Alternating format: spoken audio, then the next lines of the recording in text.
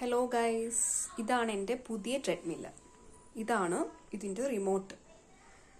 അപ്പോൾ കുറച്ച് നാളായിട്ടൊരു ട്രെഡ്മില്ല് വാങ്ങണമെന്ന് കരുതി ഒരുപാട് ഞാൻ ഓൺലൈനിൽ സെർച്ച് ചെയ്തപ്പോൾ എല്ലാത്തിനും നല്ല കോസ്റ്റാണ് എല്ലാത്തിനും. അപ്പം ഞാൻ ഉദ്ദേശിച്ച ബഡ്ജറ്റിൽ കിട്ടുന്ന ഒന്നും ഇല്ലായിരുന്നു.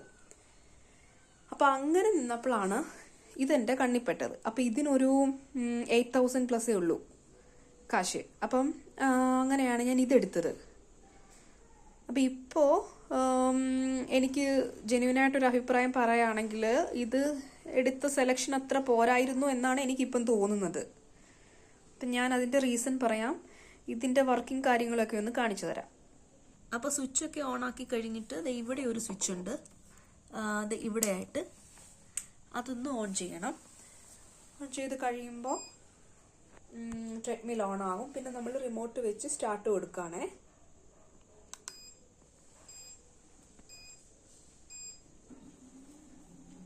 പിന്നെ ഇത് മൂവ് ആകും. അപ്പം നമുക്കിവിടെ ഡിസ്പ്ലേ ആകുന്നത് നമ്മൾ എത്ര ടൈം നടന്നു, എത്ര സ്പീഡിൽ നടക്കുന്നു, എത്ര ഡിസ്റ്റൻസ് കവർ ചെയ്തു, എത്ര കാലോറീസ് ബേൺ ആയി, ഇത്രയും കാര്യമാണ് നമുക്കിവിടെ ഡിസ്പ്ലേ ആകുന്നത്. നമുക്ക്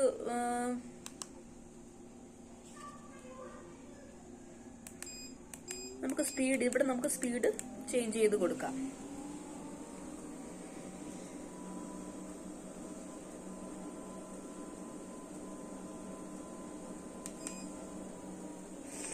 അപ്പോൾ ഇതിനെന്താണ് കുഴപ്പമെന്ന് വെച്ചാൽ, നമ്മളൊരു ട്രെഡ്മിൽ എടുക്കാൻ ഉദ്ദേശിക്കുന്നുണ്ടെങ്കിൽ കുറച്ച് കാശായാലും ഞാൻ പറയുന്നത് നല്ലൊരു ട്രെഡ്മിൽ എടുക്കുന്നതായിരിക്കും നല്ലത്, വലുത്. കാരണം ഇത് സൈസ് ഇച്ചിരി കുറവാണ് അല്ലേ. 8,000-ന് നമ്മൾ ഇതൊക്കെ എക്സ്പെക്ട് ചെയ്താൽ മതി. ഇതിൽ കൂടുതൽ വേണമെന്ന് പറയുന്നത് തന്നെ മോശമല്ലേ. പക്ഷെ ഇതിൻ്റെ ഒരു പ്രശ്നം വരുന്നത്, നമ്മൾ നടക്കുമ്പോൾ ഈ സ്പേസ് കുറവായതുകൊണ്ട് തന്നെ നമ്മുടെ കാല് പുറമോട്ട് പോയി താഴെ മുട്ടുന്നുണ്ട്. എനിക്കങ്ങനെ തോന്നി കേട്ടോ. അപ്പം അതൊരു പോരായ്മയായിട്ട് എനിക്ക് തോന്നി. അപ്പം നമ്മൾ വലിയത് വാങ്ങുകയാണെങ്കിൽ ആ ഒരു ലെഗ് സ്പേസ് നല്ലപോലെ നമുക്ക് കിട്ടും, നല്ല രീതിയിൽ നമുക്ക് കംഫർട്ടബിൾ ആയിട്ട് നടക്കാൻ പറ്റും. പിന്നെ വന്നിട്ട് ഇതിന് സപ്പോർട്ട് ഇല്ലാത്തതിൻ്റെ ഒരു ചെറിയ ബുദ്ധിമുട്ടുണ്ട്. നമ്മൾ ഇടയ്ക്കൊരു ശ്രദ്ധയൊക്കെ തെറ്റിക്കഴിയുമ്പം നമ്മൾ വീഴാനൊരു ടെൻഡൻസി ഉണ്ട്. അപ്പം സപ്പോർട്ട് വേണമായിരുന്നു എന്ന് തന്നെയാണ് എനിക്കിപ്പോൾ തോന്നുന്നത്.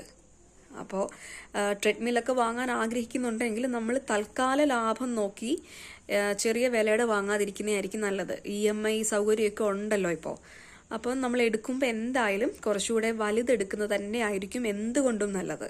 അപ്പം ഇത് മോശമാണെന്നല്ല, ഇത് കുഴപ്പമില്ല. പക്ഷെ ഞാൻ പ്രതീക്ഷിച്ച അത്രയും ഒരു കംഫർട്ടബിൾ അല്ല ഇത്.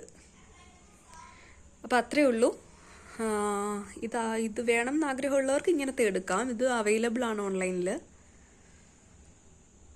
അപ്പം അത്രയേ ഉള്ളൂ.